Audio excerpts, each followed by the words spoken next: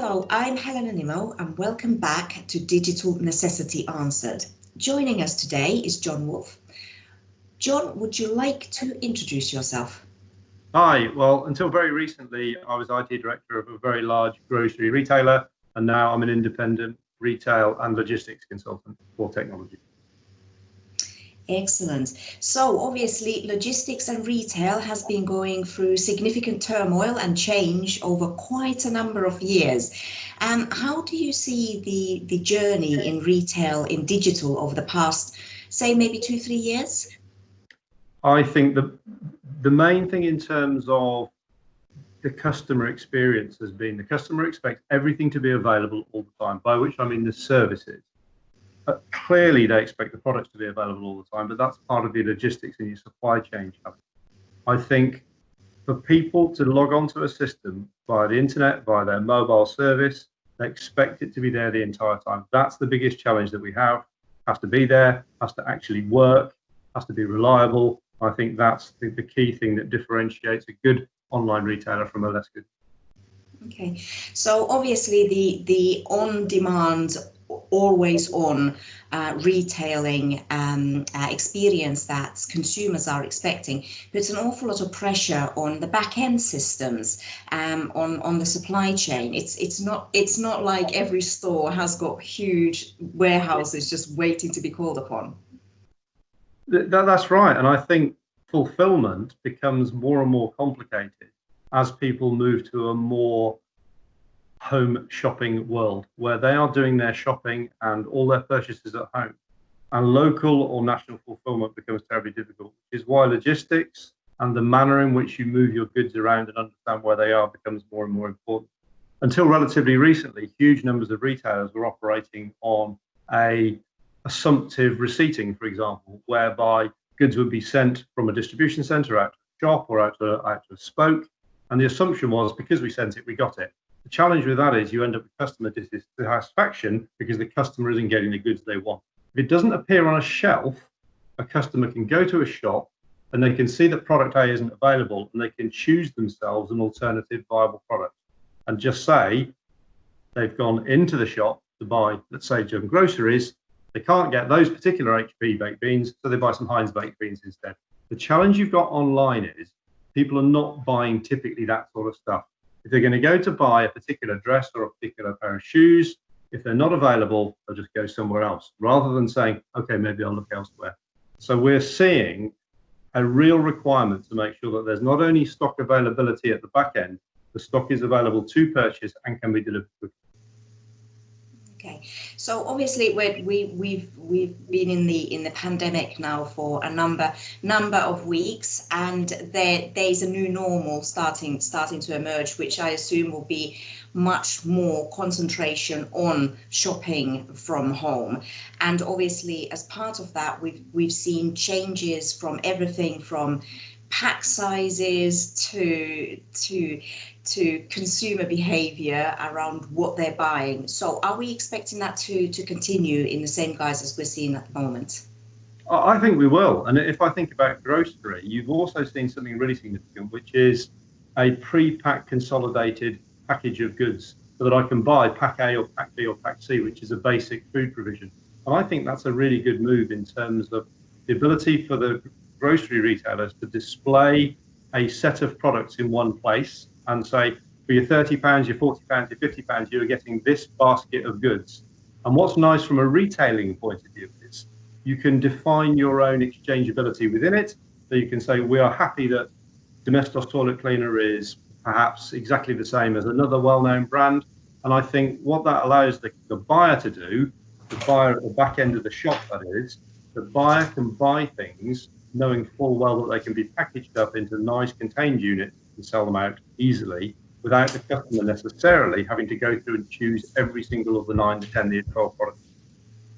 Okay, so there's obviously hindsight is a beautiful thing in this space. You know, nobody envisages the behaviors like the panic buying. How do you think? Do you think some of these patterns will be taken into account moving forward, or are we just seeing them as blips? I think it's likely to be blips. I think it's terribly, terribly difficult to in any way understand what is likely to be the next thing. And we certainly saw with panic buying, or that real burst purchasing of products, which bore no relation to things that were actually in short supply or things that were actually needed for the nature of the epidemic and the pandemic that we had, as you've seen. The mass purchasing of toilet roll had no basis, in fact, around supply or indeed any medical reason why people would suddenly need it. And I think that one, you have to put that one down as some sort of blip. I think what is interesting is the knock-on effect that it's had on things like petrol purchasing and petrol, fuel and diesel, and the knock-on effect it's had on that, which absolutely is foreseeable within the realms of that pandemic. People aren't going to be traveling, so they're not using fuel. I think it's always going to be difficult to know what's the latest trend or what's suddenly going to panic out. The other thing just to bear in mind actually on that is clearly retailers don't have much logistics storage space that they used to have. So that also means the ability to store huge amounts of stuff is reduced. And remember, within areas of retail, especially around fast moving goods, a lot of those goods are not really held by the retailer. They are held by the supplier who may cross-dock them within the logistics area and move them straight from their vehicles onto the delivery vehicles going out to shops or out to distribution or home delivery. Or alternatively, they may be doing direct delivery straight from the supplier out to the retailer. So there's a very clear, and I think that's not often fully understood by us as a consumer, the knock-on effect of us retailing in a digital way, the knock-on effect and the behind the scenes work that needs to happen in technology to take it all the way to the original producer. That's right. And I think there's an interesting line drawn between the consumer who is purchasing something online and that direct link back through, let's just call it an internet or mobile application, then further back into your core applications within your system, and then into the back-end systems often operated by the suppliers. And I think there's an interesting challenge, and it has happened on a number of occasions, where you're starting to connect back-end retailing systems to front-end systems to allow the customer to understand the stock position in a particular locale. There is a challenge with that with some software licenses, and we've seen that in a number of stores where the purveyor, the seller of the software license for the enterprise planner, has said, by giving access to our software to front-end users via the internet is secondary use of our application, and those people need user licenses. And that's been exercised in a number of occasions. Right, and that obviously that is not feasible just from the sheer cost of cost point of view to manage that. So that's right. You're into a negotiation with that supplier of that software solution to say, well, what's a reasonable amount of money that we're going to pay you for secondary use license? Okay, so have you got any recent examples of something really innovative in the digital space that kind of stood out for you and when you went, right, that's an amazing creation that idea that you've just fulfilled? I'm afraid I'm going to be pretty dull on this, and this is something that clearly I've never been personally involved with, but I think it's only a small thing, but everyone is seeing it now, which is the real-time tracking of inbound things to your home. And I think the more we can geo-track inbound goods, the harder it is for them to go missing, and the easier it is for you to trace things that do go missing. And I give you a good example.